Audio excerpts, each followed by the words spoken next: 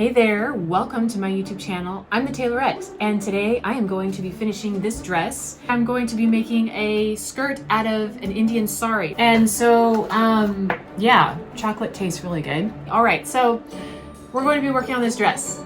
All right, let's get started. I am going to finish off the bottom of this bodice, and you might wonder, how does that relate to the skirt? Well, how I finish off the edge of this bodice is going to affect how I attach the skirt. So pay attention, guys. What you will need, or what I will need to do this, is cording. So this is 1/8 inch cording, and I'm going to put this around the bodice at the bottom here. But I'm gonna case it, make my own casing out of the bodice fabric so that it all matches and is cleaned off really nicely. We're gonna cut it at 2 1/4 inches, and I'm using my ruler. And then I am folding it one more time to make one more cut, and I'm slicing it down here.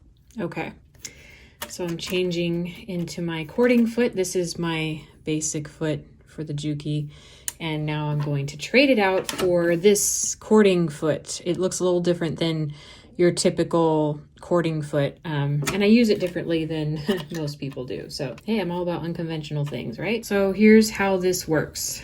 You basically just take the strip completely open like that. And what I do is I just tuck this in as I go. So I think I've talked about cording in another video, but some of y'all may not have seen that. So I am going to fold this over. This is gonna butt up right against the cording in there. So as I'm putting the cording into the strip, like so, just like this. Okay, so you can see how I'm stitching this little hole of the needles right up against the foot, and then, oh, there's Mango. All right, and then fold it up. And I realized because this is a sari, it kind of stretched out on the bias. So I'm actually going to trim it down to, say, about 1/2 inch, because it looks like it's quite a bit, and I don't want to take up more seam allowance at the bottom of the bodice than I need to. So I'm just going to trim this all the way down. And I'm going to take the bodice off of the mannequin, and we're going to work with this now. All the way, I'm basically going to do exactly what I just did, but I'm going to stitch it on the bottom of the bodice. This is the waist part of the bodice here, and I'm just lining up my bias tape that I just made with the edge here, and I'm just going to stitch it on with this butted right up against that cording there.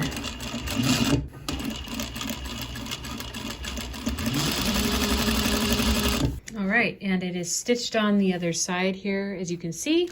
So I'm flipping it over to this side, and if you can see this here is the bias tape piece right here that's stitched, and then this is the bodice.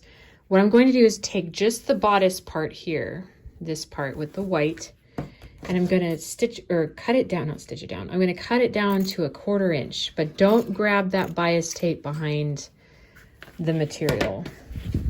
And do that all the way down the waistline here. Now we have the bias part down here at the bottom. And basically what I'm going to do is flip this so that the cording is sticking out on the bottom. See that stitching there? And that's what it looks like on the outside. I'm flipping it over like so, and then I'm going to tuck it under right here and pin it down like that.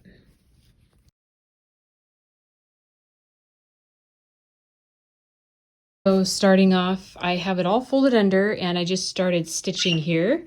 And the basic idea is, it's like I've talked about in all my other videos on this dress, is you're going to grab this white part here, only the white part. You're not going to go all the way through because you don't want it to show to the other side.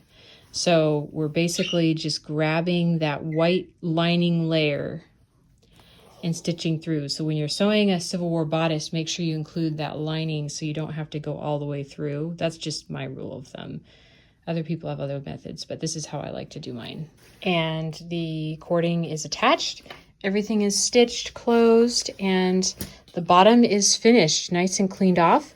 Now I'm not going to go through this in the video, but I'm going to clean off this back part and add like a placket so that it covers the back. Alrighty, and we are on to the skirt part now, and I am basically taking this one whole sari. It has not been divided up or anything like that. It's just one whole sari. So what I'm basically going to do is I'm going to find the panel, because usually a sari has a panel on the end of it. And we do not want to include that in the skirt because it will, you'll see why in a few minutes. So here is the panel right here. I don't know if you can see that. It kind of changes. There's this basic pattern part, and then there ends up being like these panels right here.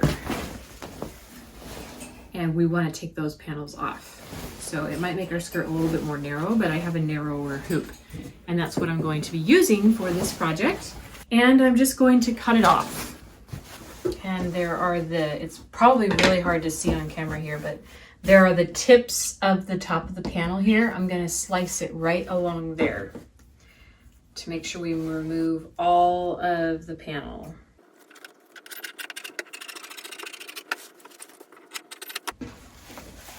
All right, and that's the panel that I just cut off, and I'll save that for another project. I can use that for plenty of other things, but for now, I am focused on this sari.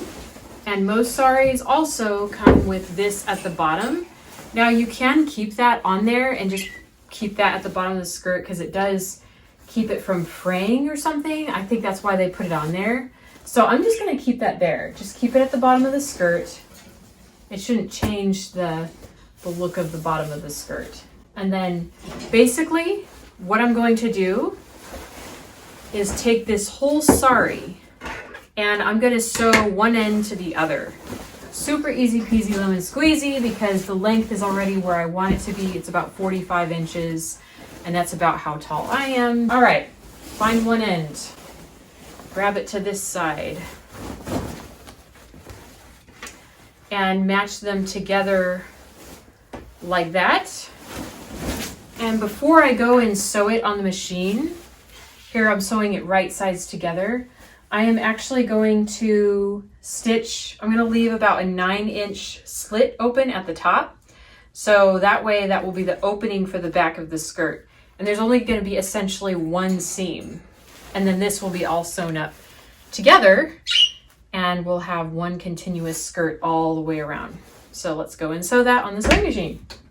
Okay, one tip that I'm going to give you is you always wanna start your seams at the bottom hem to make sure that everything lines up, because if you sew, you're gonna know that when you start from the top and you get to the bottom, the seams are sewn together and they're crooked like that.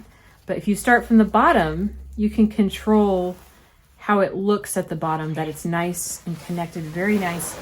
So I'm gonna go ahead and sew that together.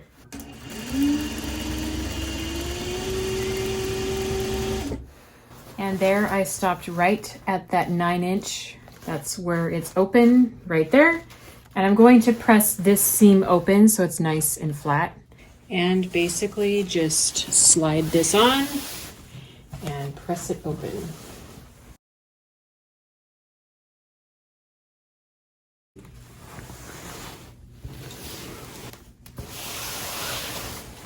And then I flip it right side up. And I'll do a pressing from the outside as well, because that makes it look like it blends really nicely when you press on the back and the front, but always press on the back first and then do the inside. Okay, and if you can see, I sewed it from the bottom hem. This is the bottom hem and it's nice and even. I might have to kind of back stitch that a little bit, but as you can see, I'm not dealing with an uneven hem. And so we are ready to pleat this skirt. We are already at that stage. And here I'm going to open this up. This is the back of the skirt, the seam that we just sewed closed. So what I'm going to do is I'm going to find the other fold, the center front on the other side, which is right here. So this is the opening of the skirt, and then this is the center front. I'm going to bring those together and then these, because this is the center front, I brought this to the center back. Now I've found the sides, and I'm going to mark with a pin both sides. I want to find the side parts. There's no side seams, so I need the side parts. Grab a pin, mark it. All right, so I have that marked. And then I'm going to grab my center front seam, stick a pin in there as well. So now I have all my 4 corners marked.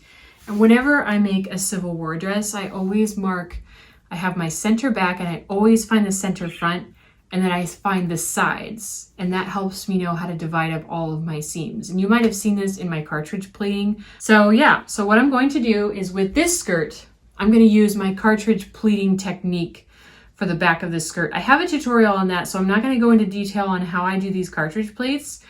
Go and see my video link below on how I did my cartridge pleats. But here I'm going to do the back of the skirt in cartridge pleats and then the front in knife pleats. So the next step is now I'm going to measure from side seam to side seam and measure how much this center part is here. And this in between here and here are where my knife pleats are going to go. And then this in between here and here over here are going to be where the cartridge pleats go. So I'm doing this because I need to know how wide to do my knife pleats. 16 3/4. All right, so here I did my cartridge pleats. I stitched them together. See my video like I mentioned before. So that's from the back quarter. So this is the opening of the skirt. I did the back quarter here and the back quarter here. Now this is my side of the skirt and this is the back of the skirt. Now I'm going to be working on the front part of the skirt. So this is the center front, and then this is the side over here. So basically this is one half of the skirt, but 1/4 on each side. So basically what I'm going to do is slide this over, and I'm going to do the knife pleats. I have a tutorial on this part, so if you want to see how I do my knife pleats in another video, this is not, I'm mixing 2 techniques. That's why I'm going through this step here of the knife pleats with my cartridge pleats. Okay, so this is my center front right here, this pin. Not sure if you can see that. And what I'm going to do is stick my ruler down here. I talked about this in my other video, how I use my ruler. The front part of the bodice was 16 3/4. So now I'm going to divide that by 2, and that's 8 inches 3/8. So this quarter of the skirt, from the side pin to the center front, this part is going to end up being 8 3/8. And then the other side of the front, whew, ouch, I poked myself, that hurt really bad. Okay, center front to the side pin over here, they're both going to be 8 3/8. And when I put both of those together, we have 16 3/4 for the front set of the knife pleats. So I'm basically going to, you can see my other video on how I do details on my knife pleats, but I'm going to fold it in so that we're at 8 inches wide.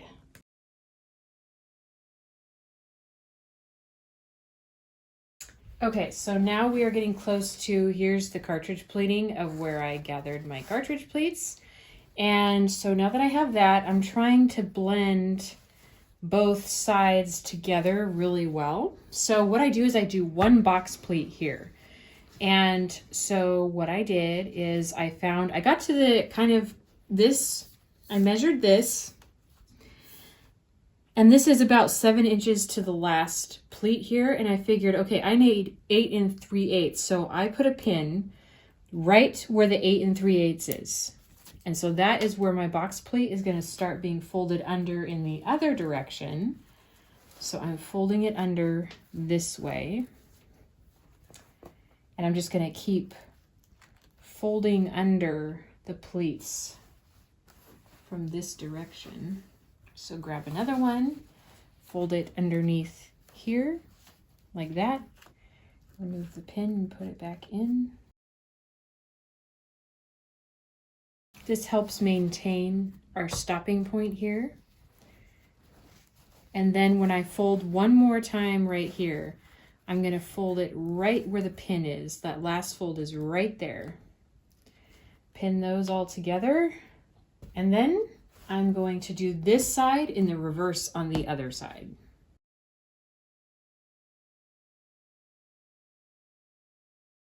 Now we have our knife pleats, and this measures 16 3/4, about 16 3/4. Yeah, that measures 16 3/4 in the front.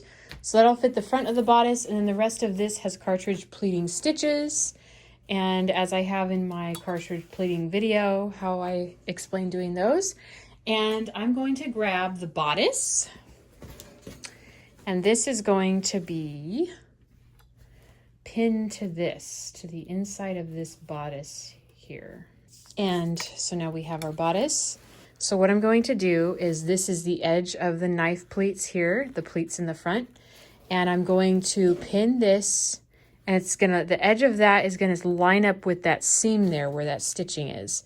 And what I'm going to do is I'm going to pin it to the bodice like so. But I'm going to pin it just above the cording and just below that bias tape there. See how that is? I'm going to pin it all the way down the skirt just like that. And I could even use the pins that are already in these pleats if they're thin enough.